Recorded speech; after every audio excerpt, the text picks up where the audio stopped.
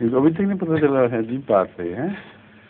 اور بھی قرآن کریم میں ایسے بہت سے محاورے ہیں، چہرہ خدا کا اور یہ سب چیزیں ہیں.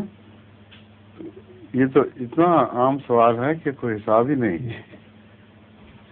احمدی کے لیے تو کوئی مشکل ہی نہیں ہے.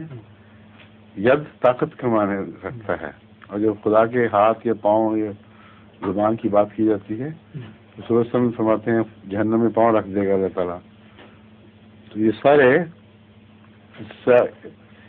علامتوں کے طور پہ استعمال ہوتے ہیں، جیسے آپ کو آدمی اسٹیمپ آؤٹ کر دیتا ہے پاؤں کے نیچے. یہ صرف ہماری زبان میں وہ مضمون ہمیں سمجھانے کی خاطر جو سمجھانے کے لیے کوئی لفظ ہی نہیں ہے. یہ مجبوری ہے جو ہمیں سمجھایا جاتا ہے. سمجھے؟ ظہور مہدی آخر زمان